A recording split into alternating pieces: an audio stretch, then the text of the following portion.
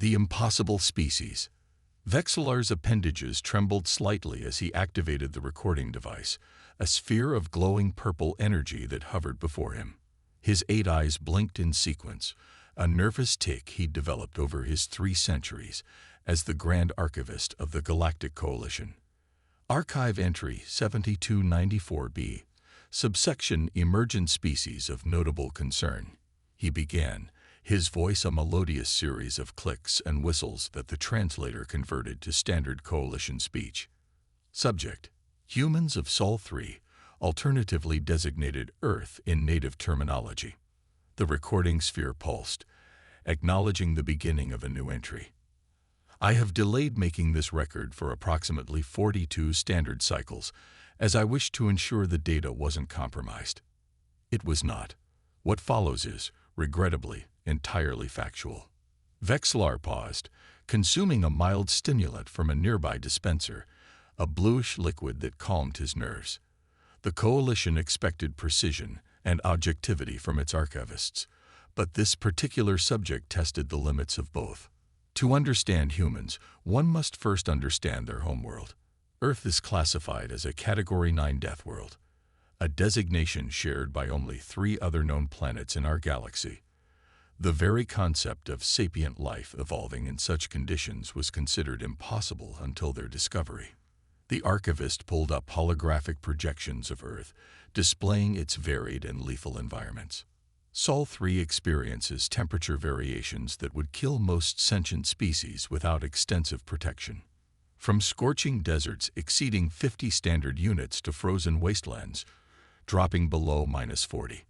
The planet is 71% covered in dihydrogen monoxide, a substance that can drown air breathers in minutes. Its atmosphere contains oxidizers that cause metals to corrode and organic matter to combust. Vexillar's upper appendages made a gesture that the recording sphere understood as emphasis. The gravity is 1.3 times the Coalition average, creating intense pressure on physical forms. Constant tectonic activity causes earthquakes, volcanic eruptions, and tsunamis. Weather phenomena include lightning discharges, cyclonic wind events, and solid water projectiles falling from the atmosphere. Another pause, another sip of the blue liquid. The flora and fauna are equally hostile.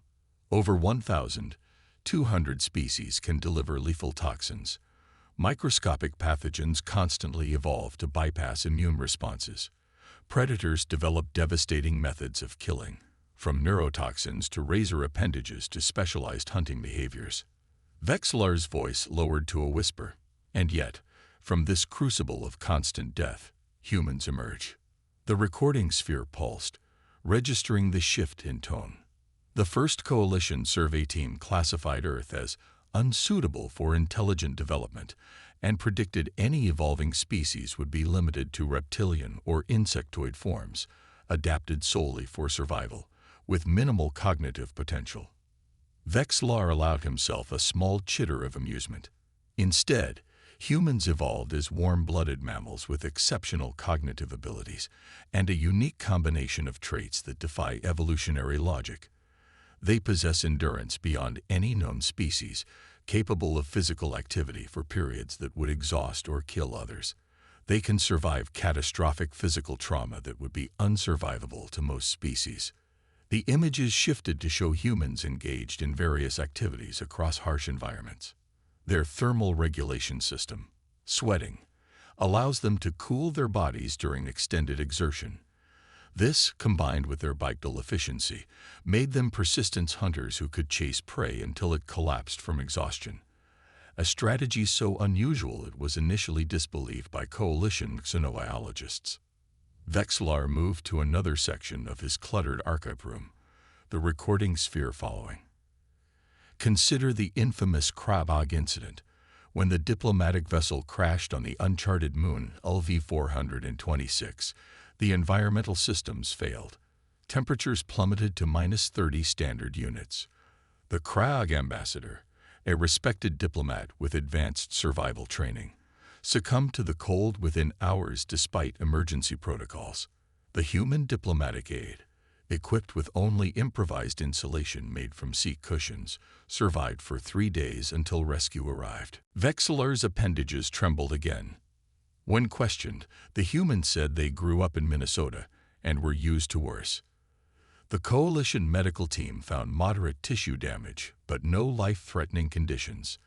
The human returned to duty after 2 days of medical observation. The archivist paused the recording for a moment, collecting his thoughts. Humans possess psychological adaptations equally baffling. Their stress response, which they call fight or flight, temporarily enhances their physical capabilities beyond normal limits. There are documented cases of humans lifting objects 4 times their body weight when companions were endangered.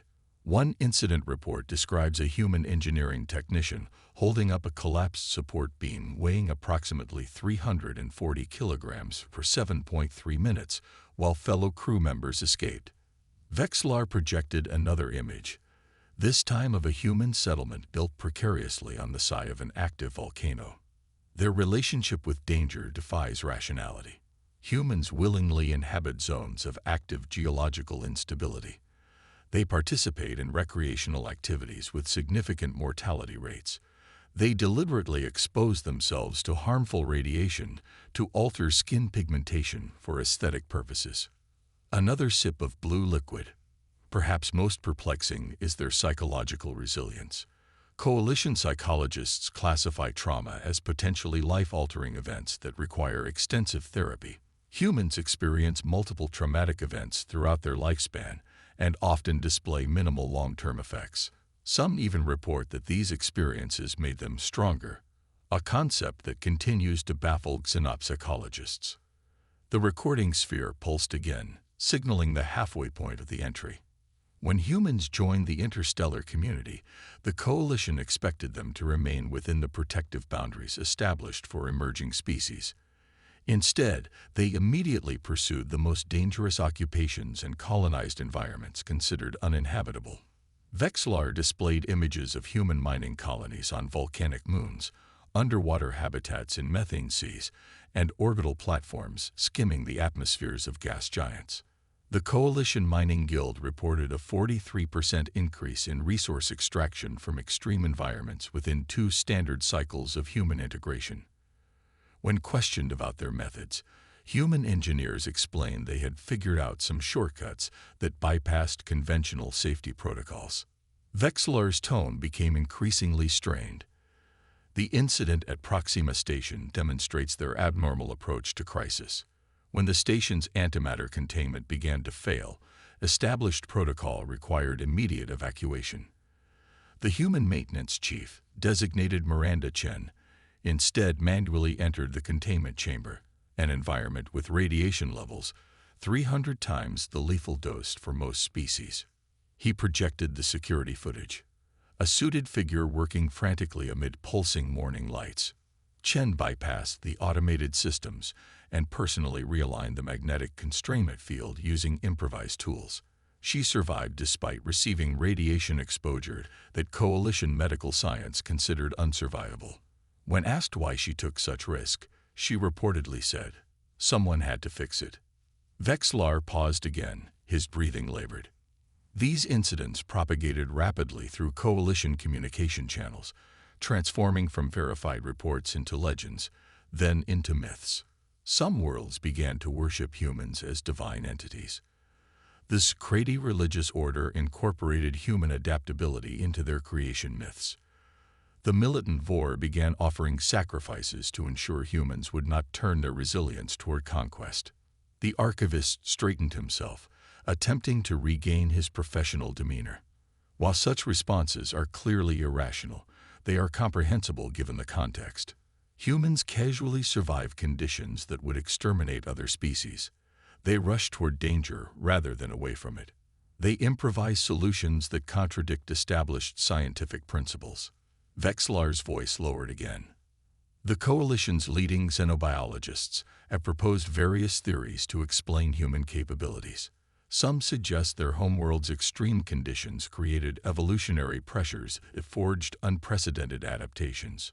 Others propose that early humans faced extinction-level events that selected for exceptional survival traits. He pulled up a final image, a human child playing happily in mud during a thunderstorm, laughing as lightning struck nearby. Whatever the explanation, one conclusion is unavoidable. Humans are not gods or myths. They are not supernatural beings or cosmic anomalies.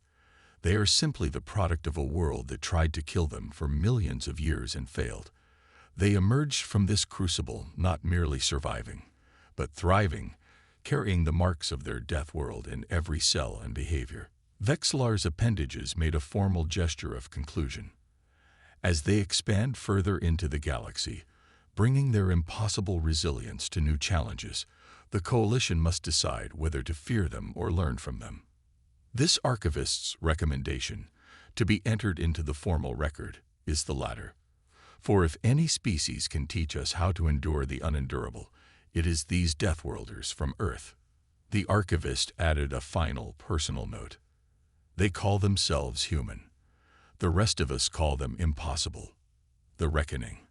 3 standard cycles after Archivist Vexillar's controversial report on humans, the Central Coalition chamber was in chaos. Representatives from 17 species gesticulated, roared, chittered, and flashed warning colors in their respective displays of agitation. The crisis facing them had no precedent in Coalition records. High Counselor Jean, a towering crystalline entity who had led the Coalition for over 40 cycles, raised all 4 of their upper appendages, sending harmonic vibrations through the chamber that gradually silenced the cacophony. Order. Jean's voice resonated. We will maintain order in these proceedings. The massive holographic display at the chamber's center showed the spreading contamination, a quantum plague that defied conventional understanding. It had already consumed 3 colony worlds and was spreading exponentially. The virus-off anomaly continues to accelerate, reported Science Director Elta, her feathered wings trembling with exhaustion after 30 straight cycles of emergency research. It converts normal matter into a state that does not adhere to our understanding of physics. Conventional weapons are ineffective. Containment barriers fail within hours. A small gelatinous entity named Blor, representing the financial interests, pulsed with agitation. 3 mining worlds already lost. Resources worth billions of Coalition credits, gone. Jean's crystalline form refracted light in a pattern indicating annoyance. Lives have been lost. Blor. Resources are secondary. The display shifted to show evacuation attempts, spacecraft fleeing dying worlds, some making it to safety, others being enveloped by the spreading quantum distortion. Our greatest minds have failed to develop a solution, Elta continued. The anomaly seems to learn from each attempt to contain it, adapting faster than our response. From the back of the chamber, a voice spoke. Not loud, but steady enough to cut through the tension. You haven't asked us yet. All eyes, sensory appendages, and perception organs turned toward the source, a human woman standing calmly at the observer's podium. Dr. Eliza Rice, Earth's scientific liaison to the Coalition, looked remarkably untroubled by the apocalyptic scenario being discussed. You have no standing in this emergency council, Human Rice, Jean stated, though without genuine hostility. Eliza smiled slightly. Perhaps not officially, but you've tried everything else, haven't you? 17 approaches, all based on Coalition scientific consensus, all failures. The chamber fell silent. She was right. Humans have a certain perspective on problems like this, Eliza continued, walking forward uninvited. No one stopped her. We evolved on a planet that tried to kill us daily. We survived by thinking differently. Science Director Elta's feathers ruffled with what might have been indignation or interest. Your species has been interstellar for barely a decade. The virus-off anomaly involves quantum principles that took the Coalition millennia to discover. Eliza nodded. True, but sometimes fresh eyes see what experienced ones miss, and humans have a particular talent for facing extinction events. High Counselor Jean was silent for 7.3 seconds, and eternity in Coalition deliberations. Then, approach Human Rice. Share your perspective.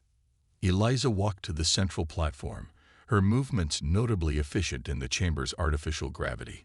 She studied the holographic display of the anomaly, walking around it, occasionally reaching out as if to touch it before pulling back. "You've been fighting this like an enemy," she finally said, "a conventional threat to be contained or destroyed." Blore pulsed indignantly. "It is destroying entire worlds." "Yes," Eliza agreed calmly, "but not with malice, not with intent. You're attributing agency to a phenomenon." She manipulated the display controls with surprising familiarity, zooming into the quantum structure of the anomaly. "This isn't a plague or a weapon.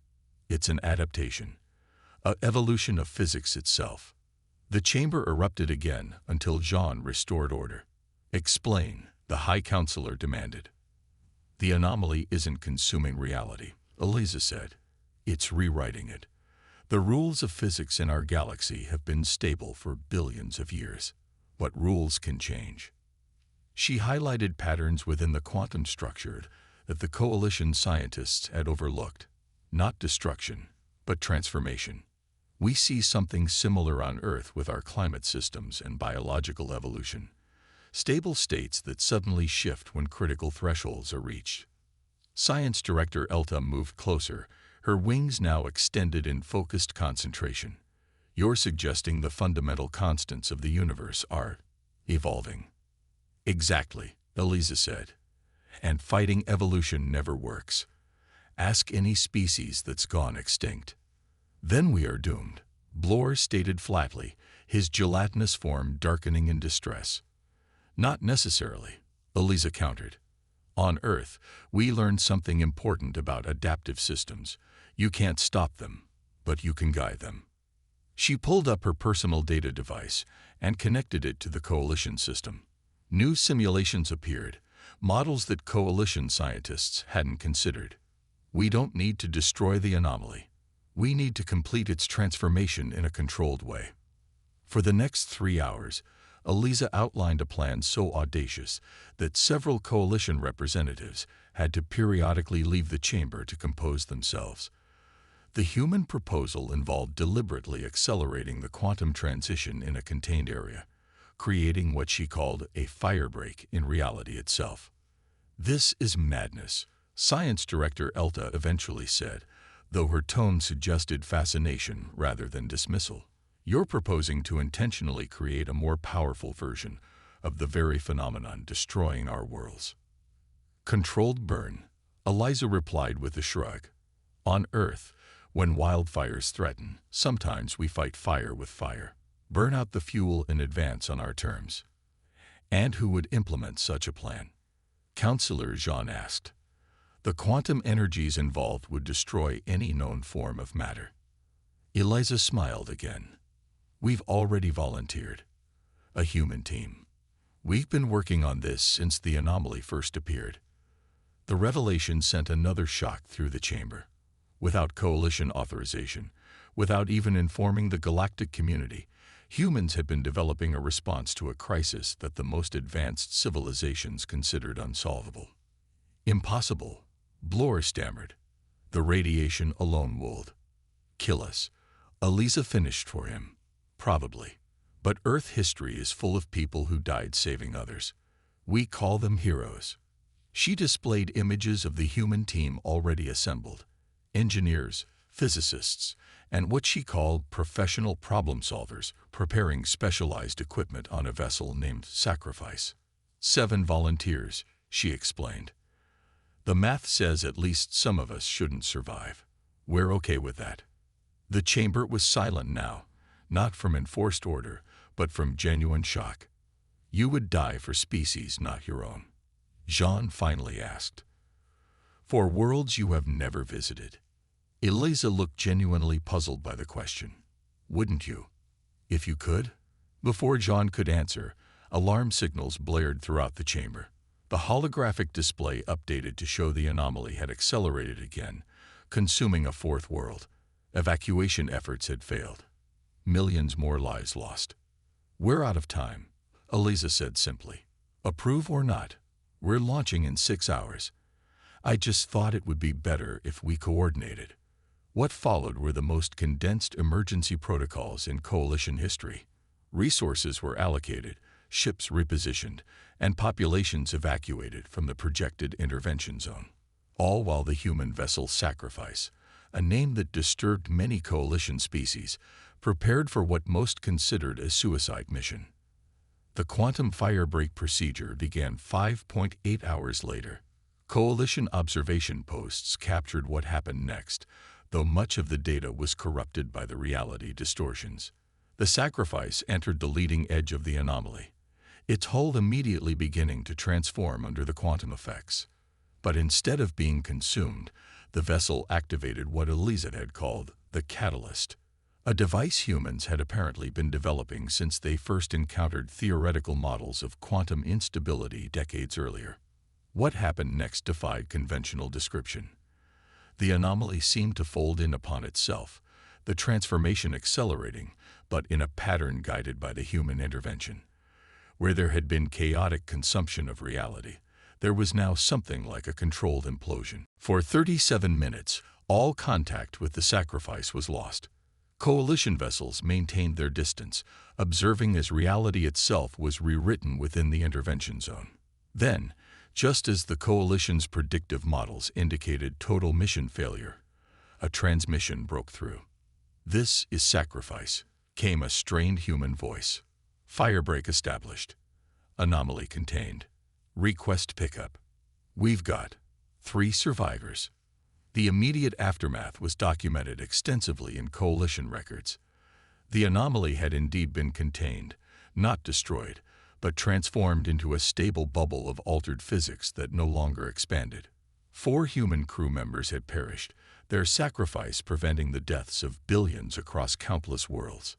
3 cycles later, High Counselor Jean presided over a very different coalition gathering. The emergency had passed, but it had permanently altered the galactic community's understanding of both quantum physics and humanity. Archivist Vexlar hobbled to the central platform, older now but still meticulous in his documentation. "The official records have been updated," he announced.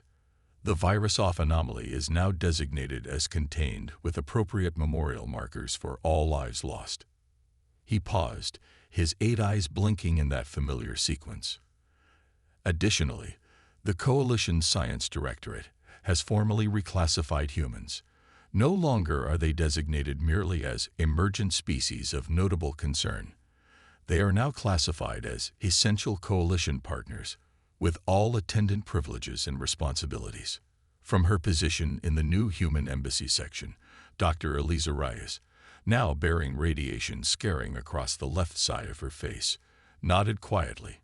Beside her sat the other Sacrifice survivors, similarly marked by their encounter with altered reality. Some called them myth. Vexlar continued, deliberately echoing his original report. Others called them gods. But humans proved to be something far more valuable. They are problem solvers who do not recognize impossibility. Jean's crystalline form resonated with formal authority. "Let the record show that the Coalition acknowledges its misjudgment of humanity. We saw their recklessness as a flaw, their resilience as aberration. We were wrong." The High Counselor turned directly to the human delegation. "You are not myths or gods. You are Deathworlders who transformed adversity into strength, and the galaxy is safer with you in it." As the formal ceremony concluded, Vexlar approached Eliza privately. "I've studied your species extensively," the archivist said. "Yet I still cannot comprehend how you find the courage to face such certain death." Eliza's scared face formed a small smile. "That's the secret, archivist. We never think death is certain. On Earth, someone always beats the odds, finds the impossible solution, survives when no one should. We grow up on those stories." She gestured to the stars visible through the chamber's transparent ceiling. "To us, the galaxy isn't filled with dangers. It's filled with problems waiting for solutions, and humans love solving problems." Vexlar's recording sphere, ever present, captured the exchange for posterity. "Even if the solution requires your life?" he asked. Especially then, Eliza replied simply, because that's when it matters most. Vexlar added a final note to the human file that evening. They call themselves human. The rest of us now call them essential.